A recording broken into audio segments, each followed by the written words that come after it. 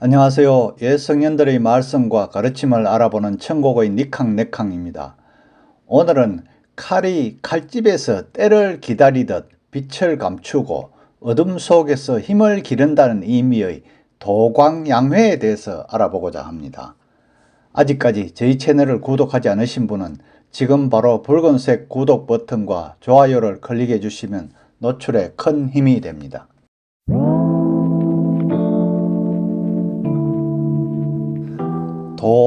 도광양회, 감출도, 빛광, 기를 양, 금음회. 우선 사전적 의미를 보면 자신의 재능이나 명성을 드러내지 않고 참고 기다린다는 뜻으로 1980년대 중국의 대외 정책을 일컫는 용어라고 하죠. 결국 이 말의 의미는 칼이 칼집에서 때를 기다리듯이 자신의 재능을 밖으로 드러내지 않고 실력을 쌓으면서 때를 기다린다. 인내하며 힘을 갈고 닦는다. 자기만의 필살기를 기른다. 효과를 배가시킨다. 이런 의미가 있죠. 이 말의 어원은 나관중의 삼국지연의에서 비롯되었는데요. 천하 통일의 꿈을 품은 유비가 여포에게 쫓겨 조조의 식객으로 있었던 적이 있죠. 유비가 본격적으로 자기 세력을 규합하지 못하던 시기였지만 유비의 가능성을 본 조조는 유비를 정성과 예의를 다해 대접했는데요. 그러나 조조의 부하들은 한사코 유비가 범상치 않는 인물이니 미리 죽여서 후환을 없애야 한다고 간언했으나 조조는 알게 모르게 유비의 모습을 유심히 관찰만 하고 있었답니다. 어느 날 조조는 유비의 그릇과 그 야심을 알아보기 위해서 유비를 시험해 보기로 했는데요. 조조는 한가로이 밭농사를 짓고 있던 유비를 불러 함께 술자리를 했답니다. 이런저런 환담을 나누는 중에 조조는 유비에게 큰 소리로 천하의 영웅은 그대와 나 단 둘뿐이네 이렇게 말했답니다.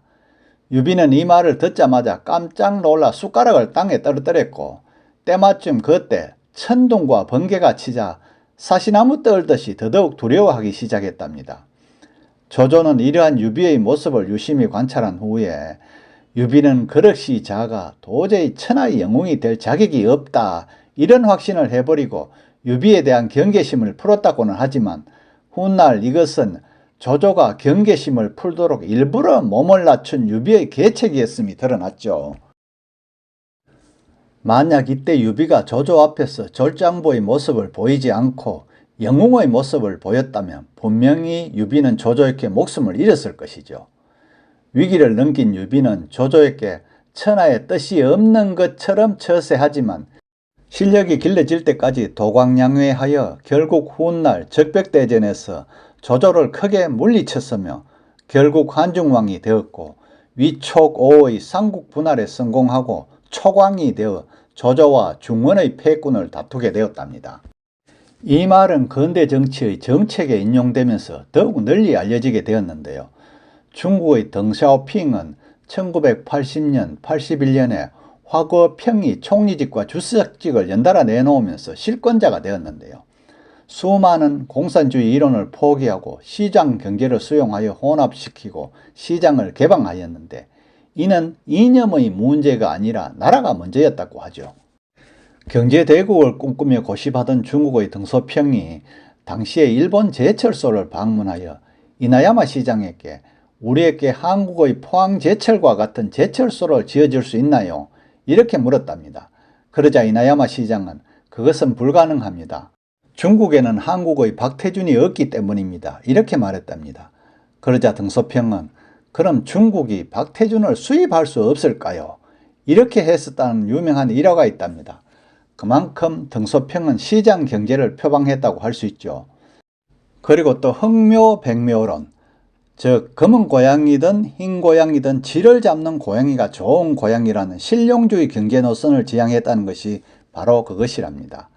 타협이나 설득, 합의를 통하여 사회 모든 분야에 걸쳐 개혁을 도모하였고 일본과 미국을 파트너 삼아 장기간 연 10%가 넘는 경제 성장을 이루기도 했죠.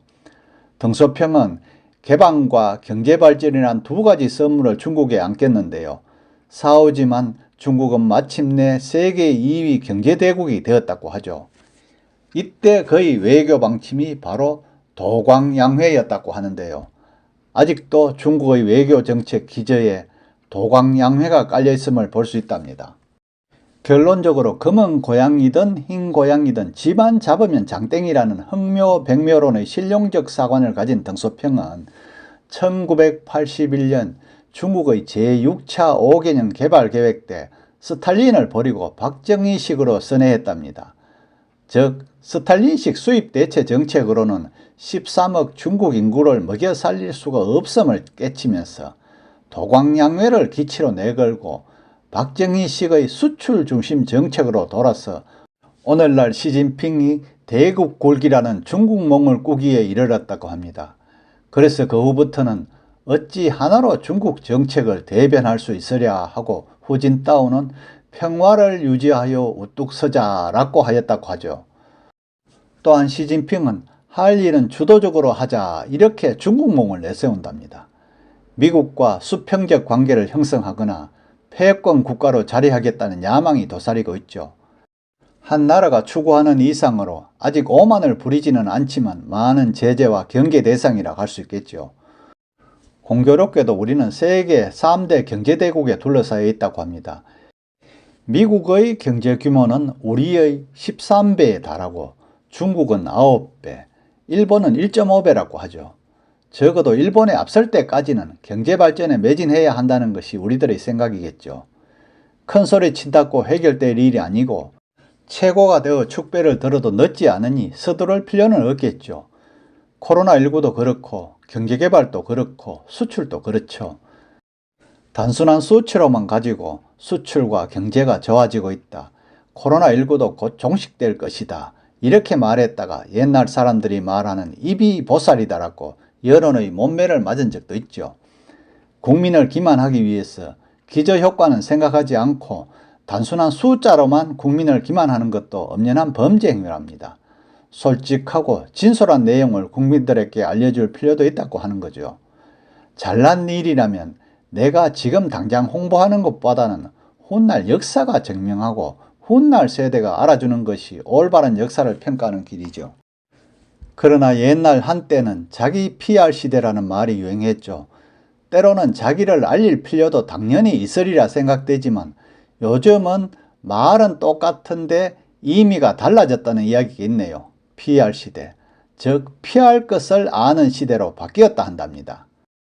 소비를 전제로 한 상품 같으면 당연히 알려야 하지만 아무래도 광고에는 조미료가 쳐진다고 할 수 있겠죠. 광고보다 더 좋은 것은 소비자 스스로 알게 되는 것인데 그게 바로 입소문인데요. 그러나 그것이 쉽지는 않죠. 요즘 같으면 공감, 댓글, 후기 이런 것이 되겠죠. 요즘 대통령 후보들이나 정치인들 또한 유명인들이 말이 많다 보면 실수를 하게 되는데요. 빈 수레가 소리가 크듯이 소리가 크고 강하면 10중 8구 허장성세가 된답니다. 자칫 잘못 알리면 자성자박, 자업자득이 되는 꼴이랍니다. 우리는 최근 몇 년간 생생하게 체험하고 있는데요. 진퇴지절인지라 나아갈 때와 삼갈 때를 바로 아는 지혜가 필요하다고 하겠죠. 내년 대통령 선거로 인해 여당은 대통령 후보가 확정되고 야당은 지금 한창 경선을 준비 중인데요. 국민들의 지지를 받기 위해 자기의 주장을 펴는 것도 중요하지만 할 말, 하지 말아야 할 것은 구분해야 되지 않을까요? 남아일은 중천금이란 말 명심해야죠. 그런 자만이 결국 목표를 달성할 수 있답니다. 뜻이나 목표를 세웠으면 이루어지기 전에 함부로 막말하거나 드러내지 말고 남모르게 실력을 갈고 닦으면서 때를 기다려야 한답니다. 다시 말하면 도광양위하면서 뜻을 펼칠 기회를 잡아야 하죠. 인생은 도전과 경쟁의 연속이라고 하죠. 남미워할 시간이 없답니다. 도광양회로 성공과 승리의 인생이 되어야 하지 않을까요? 오늘은 빛을 감추고 어둠 속에서 힘을 기른다는 의미의 도광양회에 대해서 알아보았는데요. 아직까지 저희 채널을 구독하지 않으신 분은 지금 꼭 구독하여 주세요. 감사합니다.